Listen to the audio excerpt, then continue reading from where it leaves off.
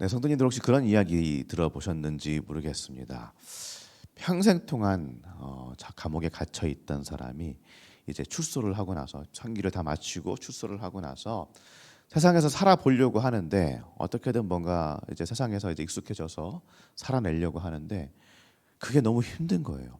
감옥에서만 너무 익숙해지다 보니까 세상 속에서 어떻게 살지를 몰라가지고 어떻게 하다가 안 되겠다, 안 되겠다. 감옥에서 그냥 있어야겠다. 겨울을 나야 되는데 겨울을 어떻게 날지도 모르겠고 돈도 없고 그러다 보니까 뭔가 경범죄를 지어가지고 다시 감옥으로 돌아가는 그런 사람들의 이야기. 어, 참 그런 경우를 들어보면은 사회가 어떻게 이 사람들한테 뭘 해준 건가?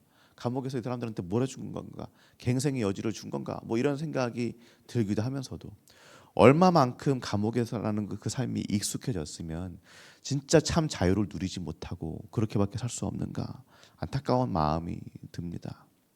어떻게 보면 죄에 빠져 있는 우리들의 모습도 비슷한 것 같습니다. 죄라는 그 올무에 빠져서 정말 신음하고 그렇게 살다가 예수 그리스도께서 오셔서 우리를 거기서 구원해 주시고 참 자유를 주셨는데 그 자유를 맛보고 그 자유를 누리지 못하고 사회랑 다르게 하나님께서는 성령님을 주셨어요. 우리가 그 참 자유 가운데 살 수 있는 방법을 가르쳐 주시는 그리고 알게 해주시고 도와주시는 보혜사 성령님을 주셨는데도 불구하고 우리는 계속해서 아니야 죄 가운데 있는 게 편했어. 그게 더 나았어. 이렇게 생각하고 죄 속으로 들어간다라는 말이죠. 우리가 지금 계속해서 로마서 말씀을 보고 있는데요. 5장에서는 죄와 율법의 상관관계가 어떻게 되는지 그리고 4장에서 나왔던 하나님의 새로운 의 그러니까 바로 예수 그리스도의 그 사랑과 은혜가 어떤 역할을 하는지에 대해서 이야기를 나눴습니다. 그러니까 죄와 율법의 관계는 뭐예요? 율법은 죄를 들춰내 보여주는 역할을 한다라는 거죠. 율법이라는 것은 죄를 해결할 능력이 사실은 없고 죄라는 것이 어떤 것인지 우리에게 보여주고 알려주고 그냥 그 역할이다. 그리고 4장에서 나왔던 하나님의 그 새로운 의 예수 그리스도께서 죄를 단번에 해결하셨다. 십자가의 죽으심으로 단번에 해결하셨다라는 그 이야기를 했습니다. 로마서가 읽기 어려운 이유 중에 하나가 이게 그냥 한 번에 다 읽어야 돼요, 사실은. 그래야지 이해가 되기 때문입니다. 작은 논지들이 꼬리에 꼬리를 물면서 하나의 큰 논지를 얘기하거든요. 특히나 1장에서 8장까지는 이게 전체가 어떻게 보면은 하나의 큰 논지입니다. 그래서 로마서를 읽으실 때는 적어도 1장부터 8장까지는 한 번에 다 읽어보셔야 돼요. 그냥 멈추지 말고 한 자리에서. 일단은 한번 그렇게 해보시고 그 다음에 다시 한번 뭐 1장 그 다음에 2장 그렇게 조금씩 잘라서 읽어보셔야지 이게 전체적인 내용이 어느 정도 파악이 되는데 그냥 뭐 한 장씩 아니면 두 장씩 그렇게만 읽으시면 이게 지금 무슨 얘기지? 이게 잘 파악이 안 돼요. 그래서 선생님들 우리가 같이 이렇게 로마서 우리가 저희가 부목사들하고 로마서를 하고 있는데 그 기간 동안에 로마서를 이렇게 반복적으로 좀 많이 읽어 보시기를 추천을 드립니다. 그래서 오늘의 말씀도 이해하려면은 이 죄에 대한 것을 이해를 하려면은 바로 직전의 말씀을 우리가 기억하고 생각을 해야 됩니다. 우리 같이 로마서 5장 20절 21절 말씀 한번 같이 읽어보겠습니다. 율법이 들어온 것은 범죄를 더하게 하려 함이라. 그러나 죄가 더한 곳에 은혜가 더욱 넘쳤나니 이는 죄가 사망 안에서 왕노릇한 것 같이 은혜도 또한 의로 말미암아 왕노릇하여 우리 주 예수 그리스도로 말미암아 영생에 이르게 하려 함이라. 아멘. 율법이 들어온 것은 뭐라는 거예요? 범죄를 더하게 하려 함이라. 결국에는 범죄를 하려고 하는 것이 아니라 하려고 한다라는 것이 아니라 범죄가 무엇인지 죄가 무엇인지를 알려주는 역할이라는 것이죠. 그런데 그 죄가 많은 곳에서는 뭐예요? 바로 얘기하는 게 은혜가 더욱더 넘쳤다라는 말입니다.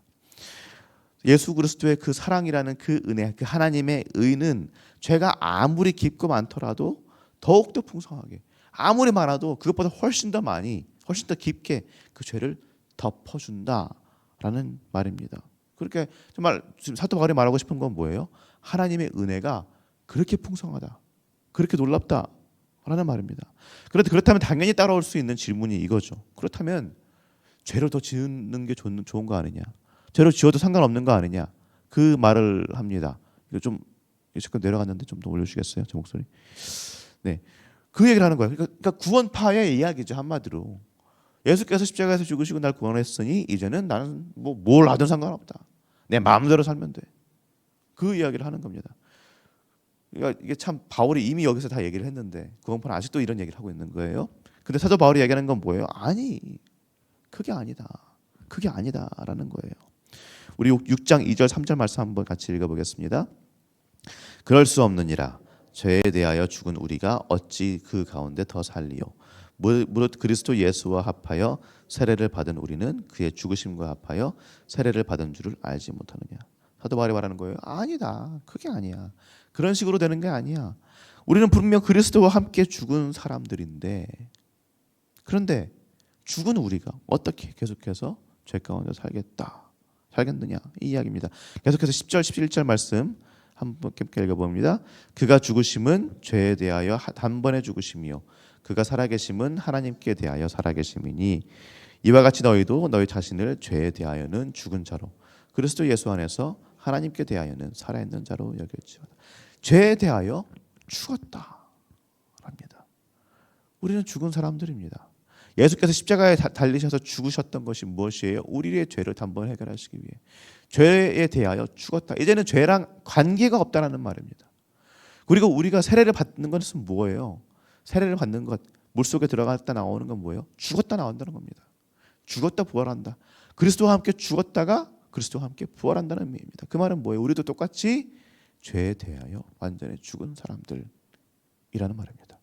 그러니까 우리는 그냥 감옥에 갔다가 나오는 정도, 죄라는 감옥에 갇혀 있다가 그냥 풀려난 정도가 아니라 어떻게 보면 죄 때문에 죽었다가 이제 그냥 죄와 상관없이 그리스도로 말미암아 사는 사람들, 죽었다 산 사람들이란 말이에요. 그러니까 우리의 옛사람이 아직도 우리 안에서 몸부림치고 있을지 모릅니다.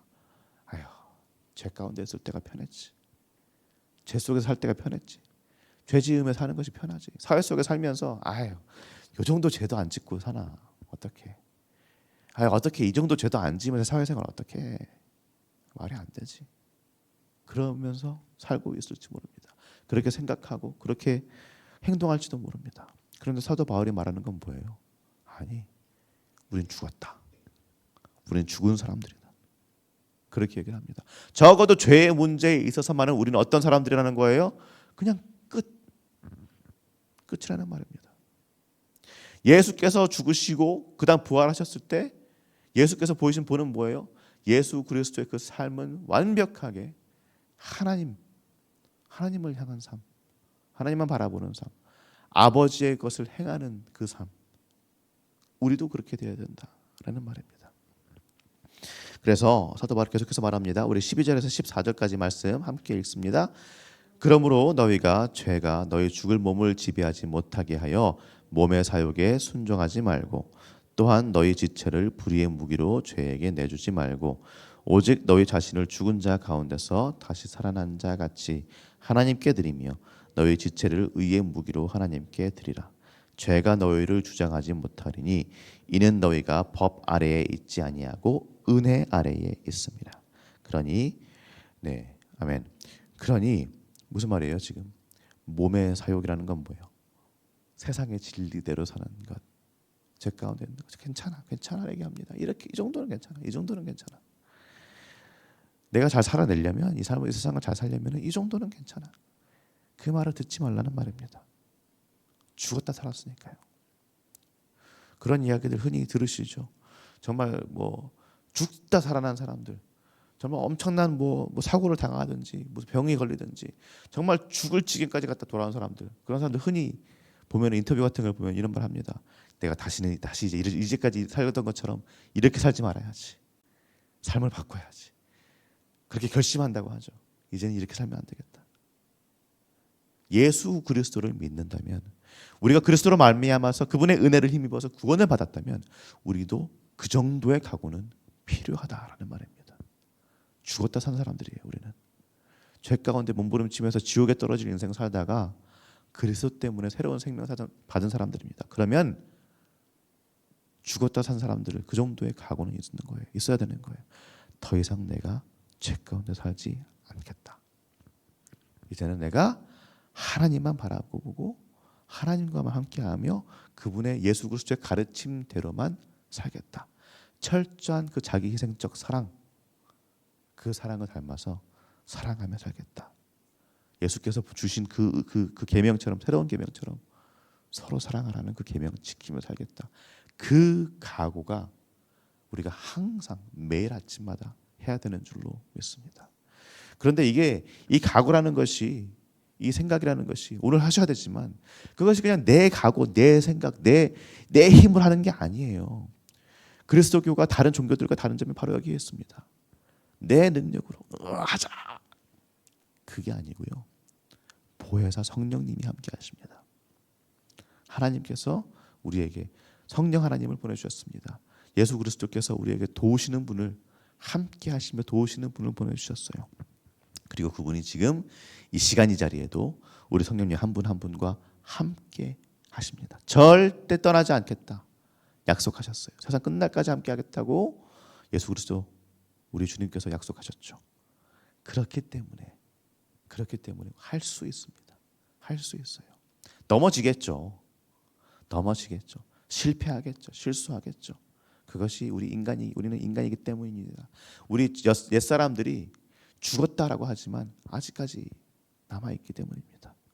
그래서 바울도 얘기하잖아요. 오호라 나는 공고한 사람이로다. 바울도 그렇게 얘기합니다. 하나님을 따르고 싶은데 이게 안 되는 거예요. 잘 안 돼요.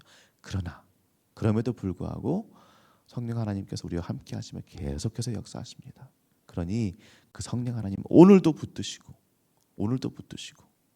계속해서 그리스도를 생각하시며 오늘 하루의 삶을 살아내실 수 있는 여러분 성도님들 한 분 한 분 되시기를 예수님의 이름으로 축원합니다. 몸의 사역에 굴복하지 마시고 세상의 가르침에 굴복하지 마시고 그런 생각이 들 때마다, 그런 느낌이 들 때마다 다시 한번 예수님의 얼굴을 바라보시고 예수님을 의지하면서 그렇게 오늘 하루 살아내시는 주님, 우리 성도님들 되시기를 예수님의 이름으로 축원합니다. 기도하실 때 정말 하나님 붙들고 기도하십시오. 하나님, 오늘 나의 삶도 주님 책임져 주세요.